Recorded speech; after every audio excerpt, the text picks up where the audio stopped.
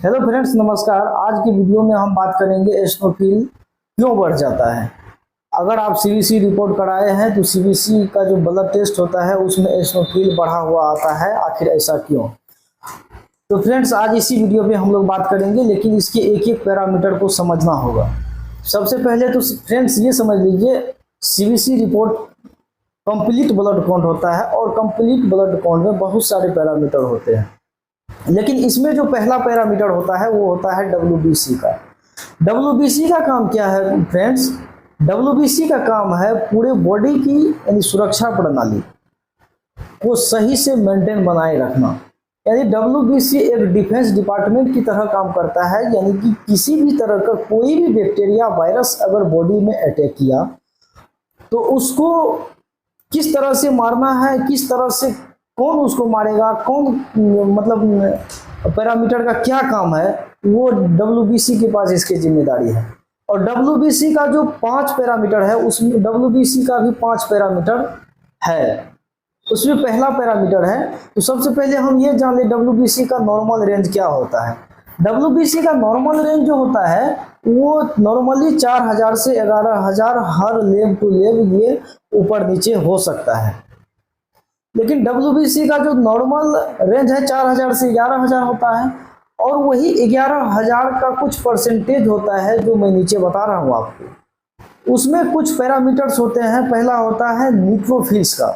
Neutrophils का जो normal value होता है वो 45 से 65% होता है। और न्यूट्रोफिल्स का काम क्या है उस डिपार्टमेंट में, बॉडी के जो डिपार्टमेंट है उसमें न्यूट्रोफिल्स का काम क्या है? Kill off bacteria, kill off virus, यानी जो भी तरह की बैक्टीरिया वायरस बॉडी में आया उसको किल यानी मारेगा और मार करके उसको डाइजेस्ट करके बॉडी से बाहर निकालेगा। उसके बाद दूसरा जो होता है लेम्फोसाइट। लेम्फोसाइट का जो नॉर्मल वैल्यू होता है वो 30 से 65% होता है। और इसका काम क्या है?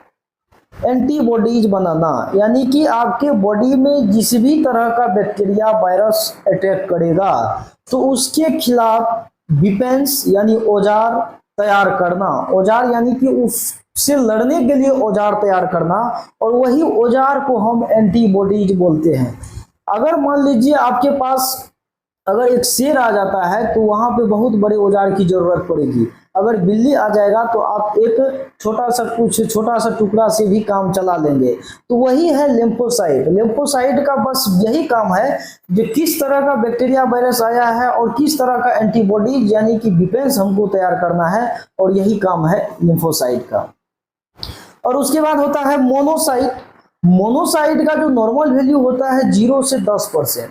और 0 से 10% इसका वैल्यू इसलिए है, इसका जो काम होता है कोई भी बैक्टीरिया वायरस अगर आपके बॉडी में ब्रेक डाउन कर रहा है तो उसको हेल्प करने में मदद करता है, जो तुमको यहाँ से बाहर निकालना ही पड़ेगा। मोनोसाइट्स का ये काम हो गया। उसके बाद होता है इसिनोफिल्स।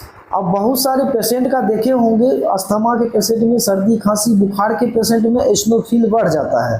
तो एसिनोफिल मेन विषय तो एसिनोफिल है हम लोग का। तो एसिनोफिल शरीर में बढ़ना कोई बीमारी नहीं है, ये बॉडी के अंदर कुछ बीमारी हो रहा है उसका एक लक्षण है। और एसिनोफिल वो बढ़ करके चाह रहा है उस बीमारी को हम मिटा दें। ये होता है एसिनोफिल। एसिनोफिल का काम होता है आपके बॉडी में कोई भी पैरासाइट, कोई भी फंगस, कोई भी बैक्टीरिया, कोई भी कैंसर सेल्स, किसी भी तरह का मतलब बड़े से बड़े बीमारी का सेल्स अगर आपकी बॉडी में आया है तो उससे वो लड़ करके, उससे वो मतलब पछाड़ करके, उसको कील करके, ये ऑटोमेटिक जो है जब उसे लड़ाई करेगा, कील करेगा उसको मारने के लिए, तो ऑटोमेटिक अपना रेंज को बढ़ाएगा। जब इसका रेंज बढ़ता है तो लोग क्या करता है, बहुत सारे डॉक्टर को भी देखे हैं एसिनोफिल बढ़ गया है, एसिनोफिल बढ़ गया है, तो एसिनोफिल बढ़ने के लिए क्या करता है, वो एक anti allergic anti histamine medicine दे देता है। और डॉक्टर पेशेंट भी देख लेता है जो ये दवाई खाने से मेरा जो है एसिनोफिल कम हो जाता है, तो वो दवाई बार बार वो लेता है, लेकिन अपने से इलाज खुद से ना करे। हमारे बॉडी के अंदर ब्लड वेसल्स में एक मस्ट सेल होता है। मस्ट सेल अगर कोई भी बैक्टीरिया वायरस आपके बॉडी में अटैक करेगा, अगर उसको रास्ता में कहीं भी तरह का डिस्टर्ब हो रहा है ब्लड वेसल्स में जाने में, तो वो मस्ट सेल क्या करेगा, वहां पे जाकर के वो ब्लड वेसल्स को डायलेट करेगा और उसके बाद डायलेट जब होगा तो चौड़ा हो जाएगा, रास्ता बन जाएगा और उसी होकर के एस्नोफिल पहुंचेगा। तो जहां भी वो सेल्स रहेगा बॉडी के किसी भी ऑर्गन में, तो वो उसको कील करने में मदद करता है और यही है एस्नोफिल का मेन कारण।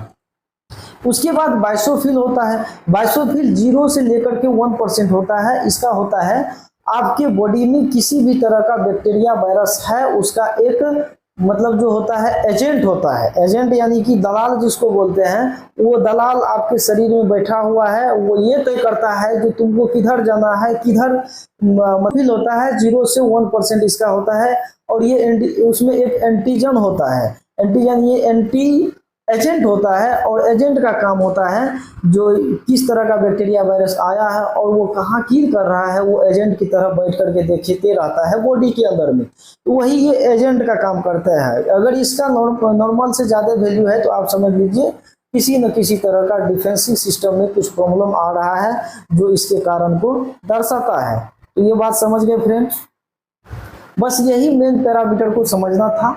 तो बहुत सारी रिपोर्ट है, उसको हम बाद में बात करेंगे, लेकिन ये मेन WBC का जो फैक्टर था वो हम समझ गए हैं और इस